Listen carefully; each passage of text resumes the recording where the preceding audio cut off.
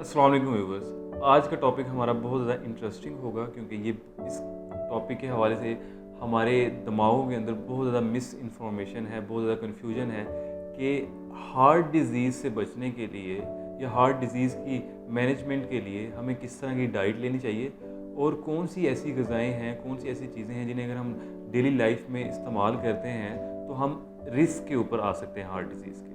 तो जुड़े रहिएगा और ये वीडियो ज़रूर देखिएगा। अगर आप अपनी हेल्थ को लेकर कॉन्शियस हैं और चाहते हैं कि मज़ीद इस तरह की और वीडियोस आपको देखने को मिलें तो मरहम के यूट्यूब चैनल को सब्सक्राइब करें और नीचे दिए गए बेल आइकन को भी प्रेस कर दें।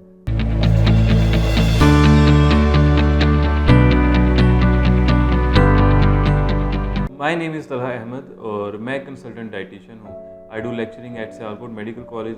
उसके अलावा मैं सियालकोट में प्रैक्टिस करता हूँ, ऑनलाइन पेशेंट्स देखता हूँ। तो आज हम बात कर रहे हैं हार्ट डिज़ीज़ के ऊपर और ये देखने जा रहे हैं कि हार्ट डिज़ीज़ से रिलेटेड आपके माइंड में जितने भी क्वेश्चंस होंगे, जितनी भी आपके माइंड में कन्फ्यूजन्स, एम्बिग्विटीज़ होंगी, उन सारी चीज़ों को हम क्लेरिफाई करने की कोशिश करेंगे। सबसे पहले तो हम ये जानने की कोशिश करेंगे कि हार्ट डिज़ीज़ होती क्यों है, कौन सी ऐसी ग़िज़ाएँ हैं, उनमें ऐसी क्या चीज़ें हैं, कैसे ऐसे कंपोनेंट्स हैं जिसकी वजह से हमें हार्ट डिज़ीज़ हो जाती है, हमें हार्ट अटैक या हार्ट से रिलेटेड और भी जितनी डिजीज़ हैं वो सारी की सारी होती हैं। स्पेसिफिकली हम हार्ट अटैक की बात करेंगे और जो हमारे खून की नालियों में जो बंदिश की वजह से या रुकावट की वजह से जो डिजीज़ होती हैं जिसमें हार्ट अटैक है और स्ट्रोक है, इनके ऊपर हम बात करेंगे।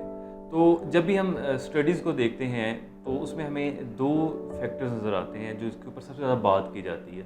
वो दो फैक्टर्स हैं, एक तो कोलेस्ट्रॉल और एक है सैचुरेटेड फ़ैट। सैचुरेटेड फ़ैट का मतलब ये है कि वो वाले फ़ैट्स जो हम एनिमल्स से ले रहे होते हैं, जैसे उसके अंदर घी है, जैसे उसके अंदर दूध की मलाई है, जैसे मक्खन है, इस तरह के जो फ़ैट्स हैं, ये चर्बी वगैरह है। तो अक्सर हम हार्ट डिज़ीज़ की बात करते हैं तो हम इन दो कंपोनेंट्स को बहुत ज़्यादा बुरा समझते हैं या हम समझते हैं कि ये वो दो कंपोनेंट्स हैं जिसकी वजह से हार्ट डिज़ीज़ होती है।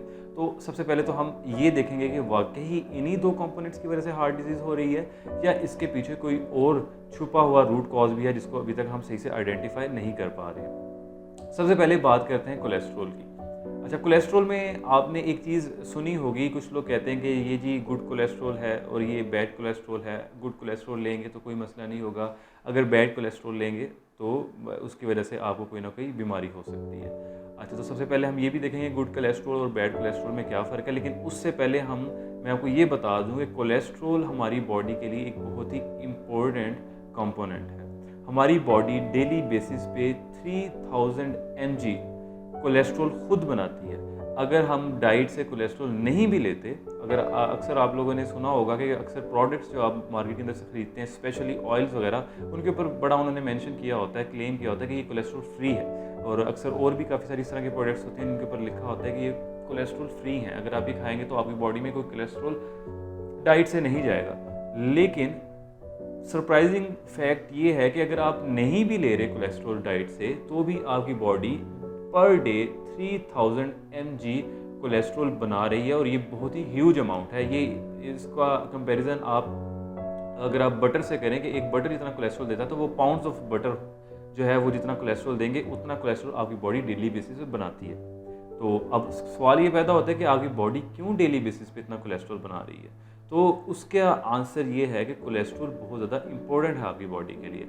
हमारी जो बॉडी है ये मिलियंस ऑफ सेल्स से मिलकर बनी हुई है, एक सेलुलर स्ट्रक्चर है जिसमें छोटे छोटे सेल्स मिलकर एक बॉडी को जन्म देते हैं। तो इन सेल्स का जो स्ट्रक्चर है उसका एक पार्ट है इसकी सेल मेम्ब्रेन, और इस सेल मेम्ब्रेन का जो पार्ट है वो कोलेस्ट्रॉल है। अगर कोलेस्ट्रॉल नहीं होगा तो सेल का स्ट्रक्चर नहीं बनेगा, और अगर सेल का स्ट्रक्चर नहीं बनेगा तो हम एग्जिस्ट ही नहीं कर सकते।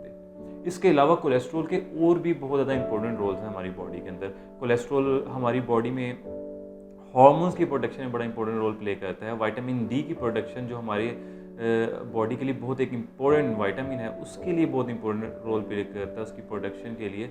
उसके अलावा कुछ सर्टेन न्यूट्रिएंट्स हैं जिसकी एब्जॉर्प्शन जो है उसमें बड़ा इंपॉर्टेंट रोल प्ले करता है। तो हम कोलेस्ट्रॉल को बिल्कुल भी नलीफाई नहीं कर सकते, निगलेक्ट नहीं कर सकते, इग्नोर नहीं कर सकते, और हम ये नहीं कह सकते कि ये कोई विलन है।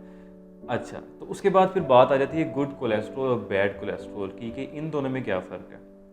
जब हम कहते हैं कि जी गुड कोलेस्ट्रॉल, हमें कुछ फूड जो हैं वो गुड कोलेस्ट्रॉल दे रही हैं, कुछ फूड जो हैं वो बैड कोलेस्ट्रॉल दे रही हैं, तो ऐसा कुछ भी नहीं होता। हमारी बॉडी खुद से ही गुड कोलेस्ट्रॉल और बैड कोलेस्ट्रॉल को भी प्रोड्यूस करती है। अब गुड कोलेस्ट्रॉल हम बेसिकली कहते हैं एचडीएल को, और बैड कोलेस्ट्रॉल हम कहते हैं एलडीएल को। तो एचडीएल और एलडीएल सिर्फ कोलेस्ट्रॉल नहीं है, ये लाइपोप्रोटीन्स हैं। इन्हें हम फैट्स भी कहें तो गलत होगा, इन्हें हम अगर सिर्फ कोलेस्ट्रॉल भी कहें तो गलत होगा। ये लाइपोप्रोटीन्स हैं। लाइपोप्रोटीन्स का मतलब ये है कि ये फैट्स और प्रोटीन्स जो हैं उनसे मिलकर बनी होती हैं, और इनके स्ट्रक्चर जो है ये इस तरह से कंपोज्ड होता है कि इसके अंदर ये डिफरेंट पार्टिकल्स होते हैं और ये इस तरह बॉडी के अंदर मूव करते हैं। अच्छा जी, अब जो so called LDL bad cholesterol है वो भी बॉडी के लिए उतना ही इम्पोर्टेंट है जितना ही एचडीएल इम्पोर्टेंट है, जो इसको हम गुड कोलेस्ट्रॉल कहते हैं। तो फिर मसला कहाँ पैदा होता है? मसला वहाँ पैदा होता है जब हम देखते हैं कि किसी को हार्ट डिजीज़ है, तो अक्सर हम उसके अंदर ये नोटिस करते हैं कि उसके अंदर एलडीएल के जो लेवल्स हैं वो बढ़े हुए थे, तो इसलिए हम इसको कहते हैं कि ये बैड कोलेस्ट्रॉल है। तो ये तो हमने चले समझ लिया कि ये बैड कोलेस्ट्रॉल क्यों है। उसके बाद जो दूसरा फैट्स के अंदर हम एक चीज़ देखते हैं कुछ कि सैचुरेटेड फैट्स और अनसैचुरेटेड फैट्स में हम अक्सर कहते हैं कि सैचुरेटेड फैट्स जो हैं वो नहीं लेने चाहिए, जिसमें घी और बटर वगैरह है। तो उसके पीछे क्या रीज़न है? इसमें अगर हम स्टडीज़ को देखें और अगर हम इस चीज़ के ऊपर रिसर्च करें तो हमें बहुत ही डिफरेंट किस्म के ओपिनियंस मिलेंगे, हमें बिल्कुल एक तरह के ओपिनियंस नहीं मिलेंगे। कुछ ओपिनियंस स्टडीज़ के ये कहेंगे कि सैचुरेटेड फैट्स जो हैं वो एसोसिएटेड हैं हार्ट डिजीज़ के साथ, और कुछ ओपिनियंस ऐसे मिलेंगे जो ये भी कहेंगे कि अनसैचुरेटेड फैट्स जैसे कि वेजिटेबल ऑयल्स हैं वो एसोसिएटेड हैं हार्ट डिजीज़ के साथ। तो ये भी काफ़ी एक सरप्राइजिंग सा फैक्ट है। लेकिन अगर हम इसको मज़ीद समझना चाहते हैं, क्योंकि इस तरह तो हम कंफ्यूज हो जाएंगे, जैसे मैंने पहले बताया कि कुछ स्टडीज़ ये कह रही हैं कि सैचुरेटेड फैट्स की वजह से हार्ट डिजीज़ हो रही है, कुछ स्टडीज़ ये भी कह रही हैं कि अनसैचुरेटेड फैट्स की वजह से हार्ट डिजीज़ हो रही है।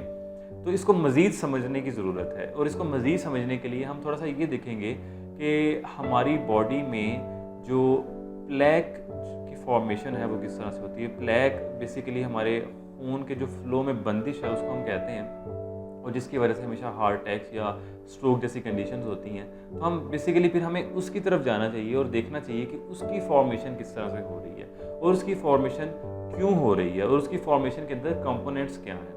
तो अगर हम ये देखें कि उसकी फॉर्मेशन क्यों हो रही है, तो सबसे पहले हमें एक ट्रिगर मिलता है, वो ये मिलता है कि हमारी बॉडी में एलडीएल के लेवल्स ज़्यादा हैं। और एलडीएल जैसे मैंने पहले बताया कि लाइपोप्रोटीन है, और जिसको हम बैड कोलेस्ट्रॉल भी कहते हैं, और बॉडी के लिए ये भी इम्पोर्टेंट है, ये भी उतना इम्पोर्टेंट है जितना एचडीएल इम्पोर्टेंट है। लेकिन मसला क्या होता है? मसला बैलेंस ख़राब हो जाता है कि जितना एचडीएल होना चाहिए उससे ज़्यादा एलडीएल हो जाता है। तो उसकी वजह से क्या होता है? प्लेक फॉर्मेशन हो जाती है। अब जब ये प्लेक फॉर्मेशन होती है, इसमें एक और जो इसके पीछे कॉज है वो ये है कि इन्फ्लेमेशन इसको और ज़्यादा बढ़ावा देती है। आपकी बॉडी में कहीं भी इन्फ्लेमेशन होती है तो क्या होता है, बॉडी अगर मिसाल के तौर पे आपके फेस के ऊपर इन्फ्लेमेशन होगी तो आपके फेस इन्फ्लेमेशन का मतलब सूजन है बेसिकली, तो आपका फेस जो है वो स्वेलो कर जाएगा, या जैसे अगर कोई पिंपल भी आपको निकला हुआ आपके फेस के ऊपर तो वो भी एक इन्फ्लेमेशन है। तो इन्फ्लेमेशन बेसिकली आपकी बॉडी का जो इम्यून सिस्टम है वो ही इन्फ्लेमेशन को कॉज करता है, ठीक है।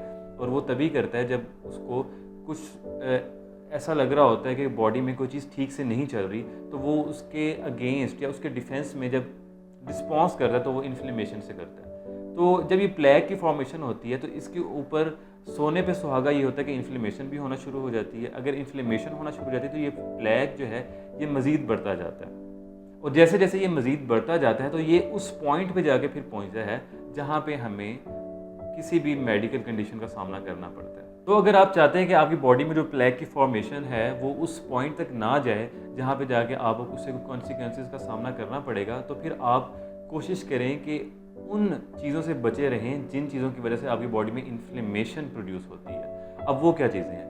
अब उसके अंदर सबसे पहले तो शुगर है। शुगर हमारी बॉडी में इन्फ्लेमेशन कॉज करता है। उसके बाद स्ट्रेस है। जितना ज़्यादा आप स्ट्रेस लेंगे, चाहे वो किसी भी किस्म का स्ट्रेस है, चाहे वो किसी डिजीज़ का स्ट्रेस होगा, ठीक है, जिसे हम फिजियोलॉजिकल स्ट्रेस कहते हैं, या कोई मेंटल हेल्थ की वजह से या साइकोलॉजिकल स्ट्रेस होगा, तो उसकी वजह से भी इन्फ्लेमेशन कॉज होना शुरू हो जाएगी। इसके अलावा सेडेंटरी लाइफस्टाइल, एक्सरसाइज का ना होना, और डाइट में प्रोसेस्ड फूड्स जो हैं उनका ज़्यादा होना। अब वो फूड्स जो प्रोसेस्ड हैं, अब प्रोसेस्ड फूड्स का मतलब ये है कि जो फूड्स पैकेट्स के अंदर आती हैं, जो फूड्स इंडस्ट्रीज़ के अंदर बनती हैं, जैसे फास्ट फूड्स हैं, जैसे हमारे जो हम जब ग्रॉसरी करने जाते हैं तो हमें जो कैंड फूड्स मिलते हैं या हमें पैकेट्स के अंदर जैसे ब्रेड्स मिलती हैं, वाइट ब्रेड्स वगैरह, इस तरह के जो भी फूड्स हैं, या जैसे हमें सॉसेस मिलते हैं, या जैसे मसाला जात मिलते हैं जो पैकेट्स के अंदर होते हैं, जैसे बेकरी की आइटम्स हैं जो बॉक्सेस के अंदर होती हैं, ये सारी की सारी प्रोसेस्ड फूड्स होती हैं। ये रियल फूड्स या नेचुरल फूड्स नहीं होती।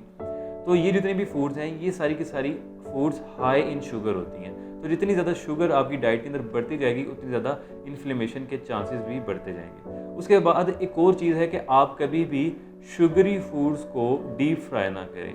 उससे क्या होगा, उससे भी इसके चांसेस बढ़ जाएंगे। अब शुगरी फूड्स को आप कब डीप फ्राई करते हैं, जब आप मिठाइयाँ बनाते हैं। फॉर एग्जांपल आप जलेबी बना रहे हैं तो आप शुगर को डीप फ्राई कर रहे हैं। उसके बाद अगर आप और भी मिठाइयाँ हैं वो जो डीप फ्राई होती हैं उनमें ये चांसेस ज़्यादा होते हैं। उसके अलावा प्रोटीन्स को डीप फ्राई ना करें। जब हम चिकन को डीप फ्राई करते हैं या मीट को डीप फ्राई करते हैं तो उससे भी ये चांसेस इन्फ्लेमेशन के बढ़ जाते हैं। और कौन सी ऐसी डाइट ले सकते हैं, कौन सी ऐसी चीज़ें खा सकते हैं जिससे हम इन्फ्लेमेशन को कम कर सकते हैं। उसमें हमारी डाइट में वो चीज़ें, वो वाले फूड्स जो हाई इन एंटीऑक्सीडेंट्स हैं। एंटीऑक्सीडेंट्स वो कंपाउंड्स हैं जो इन्फ्लेमेशन को कम करते हैं। हम वो अगर चीज़ें लेंगे तो क्या होगा, उससे इन्फ्लेमेशन कम होगी। अब वो वाली फूड्स कौन सी हैं, सबसे ज़्यादा उसके अंदर वेजिटेबल्स आएंगी। अगर आप दिन में 5 से 6 सर्विंग्स वेजिटेबल्स की लेंगे तो वेल गुड। उसके बाद आप फ्रूट्स को ले सकते हैं उसके अंदर। उसके बाद आप नट्स को ले सकते हैं, सीड्स को ले सकते हैं, होल ग्रेन्स को ले सकते हैं। ये जितनी भी नेचुरल फूड्स हैं और कलरफुल फूड्स, जो फूड्स जो कलर देती हैं कोई ना कोई, उनके वो बहुत ज़्यादा एंटीऑक्सीडेंट्स के अंदर रिच होती हैं। तो ऐसी फूड्स का अगर आप इंतखाब करते हैं तो भी आपको बहुत ज़्यादा हेल्प मिलेगी कि आप इन्फ्लेमेशन से बचे रहें। उम्मीद है आपको वीडियो बहुत इन्फॉर्मेटिव लगी होगी और बहुत सारी चीज़ें आपके माइंड में क्लियर भी होंगी इस वीडियो को देख के। और अभी भी अगर आपके माइंड में कोई क्वेश्चन हैं तो कमेंट सेक्शन में कमेंट्स करें और पूछें। और अगर आप चाहते हैं कि आप मेरे साथ अपनी अपॉइंटमेंट बुक करवाएं तो marham.pk पे जाके आप ऑनलाइन या इन पर्सन अपॉइंटमेंट ले सकते हैं।